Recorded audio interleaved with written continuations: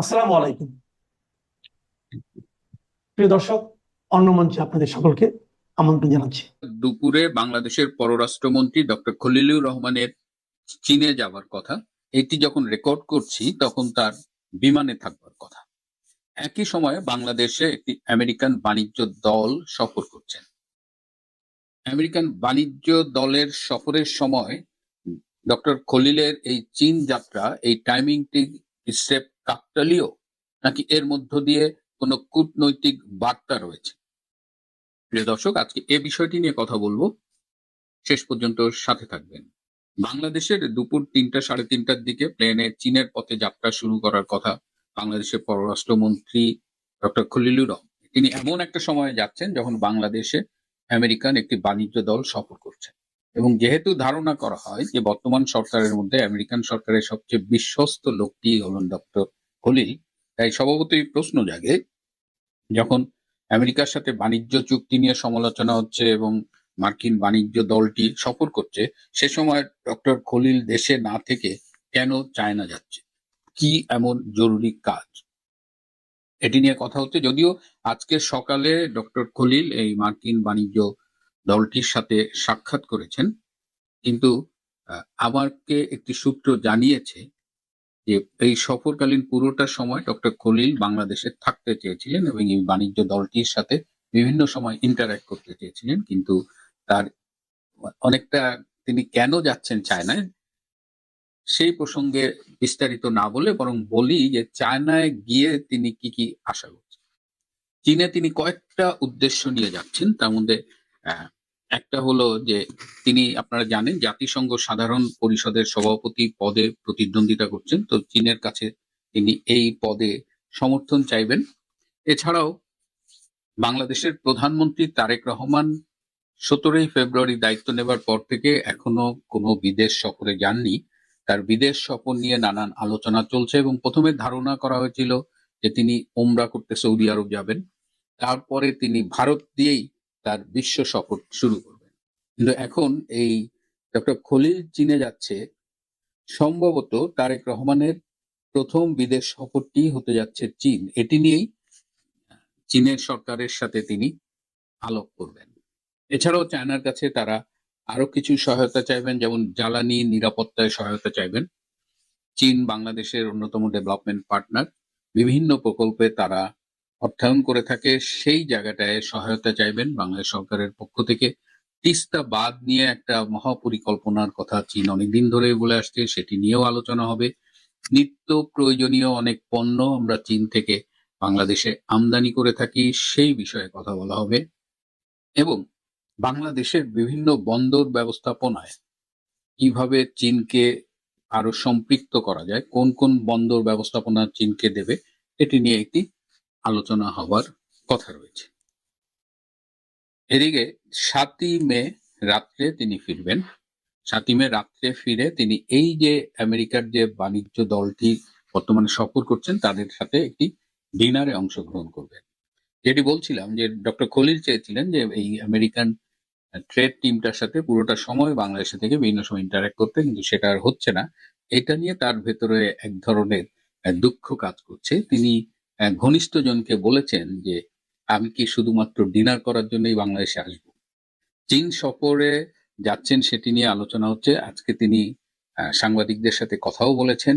কিন্তু আপনাদের মনে আছে যে 7 থেকে 9 এপ্রিল ডক্টর খলিল এবং পররাষ্ট্র বিষয়ক প্রধানমন্ত্রীর উপদেষ্টা মিস্টার হুমায়ুন কবির তারা কিন্তু ভারত সফর করেছিলেন এবং সেখান থেকে তারা মরিশাস গিয়েছিলেন। সেই সময়ে ভারত সফরে বাংলাদেশের পক্ষ থেকে বিশাল, পররাষ্ট্র মন্ত্রণালয়ের পক্ষ থেকে বিশাল বিবৃতি দিয়ে অনেক কিছু দাবি করা হয়েছিল, যার অধিকাংশই সত্য ছিল না, কিন্তু ভারতের পক্ষ থেকে 4-5 লাইনের একটা বিবৃতি দেওয়া হয়েছিল এই পররাষ্ট্রমন্ত্রী ডক্টর খলিলের সফরের উপর। আপনাদের নিশ্চয়ই মনে আছে যে ডক্টর খলিল যেদিন ভারতের পররাষ্ট্রমন্ত্রী ডক্টর এস জয়শঙ্করের সাথে মিটিং করে, সেই দিনই বাংলাদেশের সংসদে এই সন্ত্রাস দমন আইনের অধ্যাদেশটাকে আইনে রূপান্তরিত করা হয়, যার অধীনে সরকারি প্রজ্ঞাপনের মাধ্যমে বাংলাদেশ আওয়ামী লীগের কার্যক্রমের উপরে নিষেধাজ্ঞা আরোপ করা হয়েছে। এই বিষয়টি ভারতের পক্ষ থেকে ভালোভাবে নেওয়া হয়নি এবং বিশেষ করে এই সফরের সময়ই এই ঘটনাটা ঘটানোর মধ্য দিয়ে বাংলাদেশ কি বার্তা দিয়েছিল ভারতের কাছে, সেটি নিয়ে কিন্তু অনেক বিশ্লেষক বিভিন্ন মতামত রেখেছেন। সেই ভারত সফর কি ব্যর্থ হয়েছিল? আমরা কিন্তু তখনও ইন্ডিকেট করেছিলাম যে সফরটি তার কাঙ্ক্ষিত ফল লাভে ব্যর্থ হয়েছে। কিন্তু তখন তিনি বলেছিলেন যে তিনি মে মাসে আবার 4 সপ্তাহ পরে মে মাসে আবার ভারতে যাবেন এবং তিনি বাংলাদেশের প্রধানমন্ত্রী তারেক রহমানের ভারত সফর বিষয়ে আলাপ করবেন। সেই হিসাবে 10ই মের মধ্যে তার আবার ভারতে যাওয়ার কথা।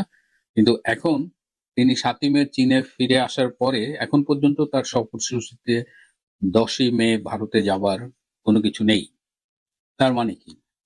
ভারতের সাথে সম্পর্কটা কোন দিকে যাচ্ছে? চীনের সাথে এই ঘনিষ্ঠতাকে আমেরিকা কিভাবে দেখছে? কারণ বাংলাদেশে যে মার্কিন রাষ্ট্রদূত ব্রেন্ট ক্রিস্টেনসেন এসেছেন, তার অন্যতম অ্যাসাইনমেন্ট হলো যে বাংলাদেশের সাথে চীনের ঘনিষ্ঠতাটাকে কমিয়ে আনা। কিন্তু ডে বাই ডে দেখা যাচ্ছে যে চীনের সাথে ঘনিষ্ঠতা বেড়েই চলেছে। এদিকে বাংলাদেশের একটি ব্যবসায়ী দল, বিভিন্ন ব্যবসায়ী সংগঠনের নেতৃবৃন্দ, তারা আমেরিকা সফর করছে এবং তাদের সাথে এক মিটিংয়ে আমেরিকার যে সাউথ এশিয়ান বেল্টের যিনি অ্যাসিস্ট্যান্ট স্টেট সেক্রেটারি পল কাপুর, তিনি তাদের সাথে মিটিংয়ে বলেছেন যে আগামী দিনে ইন্দো প্যাসিফিক রিজনের কৌশল নির্ধারণ করবে আমেরিকা এবং বাংলাদেশ।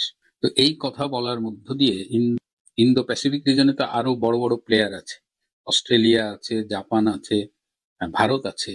তো এইসব দেশকে বাদ দিয়ে আগামী দিনে কিভাবে বাংলাদেশ এবং আমেরিকা স্ট্র্যাটেজি নির্ধারণ করবে, এটি নিয়ে কিন্তু অলরেডি আলোচনা শুরু হয়েছে। এর মধ্য দিয়ে কি বাংলাদেশকে একটু মলম দেওয়া হলো কিনা নাকি? কারণ এটা মোটামুটি একটা অবাস্তব ও ভিত্তিহীন কথা। এদিকে আজকে সকালে মার্কিন বাণিজ্য প্রতিনিধি দলের সাথে মিটিং করার পরে ডক্টর খলিল সাংবাদিকদের মুখোমুখি হয়েছিলেন এবং তিনি বিশেষ করে যে গতকাল যে বাংলা বা পশ্চিমবঙ্গ রাজ্যের যে নির্বাচনী ফলাফলটি ঘোষিত হলো, সেই প্রেক্ষিতে তিনি কিন্তু কিছু কথা বলেছেন এবং পশ্চিমবঙ্গে বিজেপির এই জয়লাভে বাংলাদেশ সরকারকে বেশ কিছুটা নার্ভাস মনে হচ্ছে এবং ডক্টর খলিল বলেছেন যে যদি পুশিন শুরু হয়ে যায়, যে অনেকেই আশঙ্কা করছেন যে সীমান্ত দিয়ে অনেককে বাংলাদেশি বলে, সে বাংলাদেশি হোক বা না হোক, বাংলাদেশি পুশিন করার একটা ঘটনা ঘটতে পারে এবং তখন বলেছেন ডক্টর খলিল যে বাংলাদেশও বসে থাকবে না। কিন্তু এই মুহূর্তে বিএনপির সরকারের বিভিন্ন নেতৃবৃন্দ বা মন্ত্রীদের কথাবার্তায় এই নার্ভাসনেসটা ফুটে উঠেছে। তো এখন অবস্থা দৃষ্টে বোঝা যাচ্ছে যে একদিকে চীনের দিকে ঝুঁকছে, জামাতও চীনের দিকে ঝুঁকছে, আবার ভারতের সাথে একটা সূক্ষ্ম দূরত্ব তৈরি হয়ে যাচ্ছে। এরই মধ্যে গতকাল ভারতের হাইকমিশনার, যিনি বাংলাদেশে দীর্ঘদিন দায়িত্ব পালন করেছেন, প্রণয় ভার্মা, তিনি গতকাল ডক্টর খলিলের সাথে বিদায়ী সাক্ষাৎকার করেছেন এবং তিনি কয়েকদিনের মধ্যেই বাংলাদেশ ছেড়ে চলে যাবেন এবং তার জায়গায় নতুন ভারতীয় হাইকমিশনার আসবে। ডক্টর খলিল যে জাতিসংঘ সাধারণ পরিষদের সভাপতি পদে প্রতিদ্বন্দ্বিতা করছেন, সেখানে ভারতের সমর্থন কিন্তু এখন পর্যন্ত নিশ্চিত নয় এবং কূটনৈতিক খেলা কিন্তু জমে উঠেছে। একদিকে আমেরিকার সাথে দালালি, আর একদিকে আমেরিকার শত্রু চীনের সাথে ঘনিষ্ঠতা, ভারতের কাছে মুচলেকা দিয়ে ক্ষমতায় আসা এবং এখন ভারতের সাথে দূরত্ব তৈরি করা, এই সব মিলিয়ে বিএনপি সরকারের ভবিষ্যৎ কোন দিকে যাবে এটি দেখবার জন্য আমাদের একটু অপেক্ষা করতে হবে। প্রিয় বন্ধুরা, আজ এ পর্যন্তই। ভালো সুপ্রিয় দর্শক, সাজ্জাদ কাদেরের প্রীতি নিন, শুভেচ্ছা নিন। আমরা এখনো ভারতীয় রাজনীতি নিয়ে কথা বলবো, বিশেষ করে পশ্চিমবঙ্গ। বাংলাদেশে আসলে সেই অর্থে বাংলাদেশ গতিহীন হয়ে গেছে 21 মাস যাবত। তারপরে আমরা বাংলাদেশের মানুষ, বাংলাদেশি কথা তো বলতেই হবে। বাংলাদেশে আসলে কোনো খবর নেই, বাংলাদেশ একটা স্থবির অবস্থায়। সেই আওয়ামী লীগ সরকারের পতনের পর থেকে ইউনূস সরকারের আমলে যে অবস্থা ছিল, সেটারই একটা বর্ধিত অংশ চলছে বাংলাদেশে। যাই হোক, এই মুহূর্তে আমরা পশ্চিমবঙ্গের আলাপ করব, বিশেষ করে বিধানসভা নির্বাচন পরবর্তী সময় আলাপের এই মুহূর্তের শিরোনামটা আমরা যদি বলি যে মমতার জেদ নাকি সাংবিধানিক সংকট, পদ ছাড়ছেন না মুখ্যমন্ত্রী, বাংলায় এবার কি ঘটবে? বাংলার রাজনীতিতে এখন বইছে প্রবল ঝড়। সোমবার দুপুর থেকে যখন ভোটের ফলাফল স্পষ্ট হতে শুরু করলো, তখন থেকেই রাজনৈতিক মহলে একটা বড় প্রশ্ন ঘুরপাক খাচ্ছিল মমতা বন্দ্যোপাধ্যায় কি তবে এবার লোকভবনের পথ ধরবেন? তিনি কি পদত্যাগ করবেন? কারণ এটাই তো বাংলার এবং ভারতের সংসদীয় গণতন্ত্রের দীর্ঘদিনের রীতি। আমরা দেখেছি এর আগে ক্ষমতাচ্যুত মুখ্যমন্ত্রীরা ঠিক এই পথে হেঁটেছেন, কিন্তু মমতা বন্দ্যোপাধ্যায় যা করলেন তাতে সবাই হতবাক। এই মুহূর্তের ভিডিওতে আমরা বিশ্লেষণ করব মমতার এই সিদ্ধান্তে কোনো সাংবিধানিক জটিলতা তৈরি হবে কিনা এবং আগামী কয়েকদিন বাংলায় ঠিক কি ঘটতে চলেছে। ভিডিওটি শেষ পর্যন্ত দেখুন। সোমবার রাতে যখন মমতা বন্দ্যোপাধ্যায় সাখাওয়াত মেমোরিয়াল থেকে বেরোলেন, তখন জনমনে এবং সংবাদ মাধ্যমে প্রবল কৌতূহল ছিল।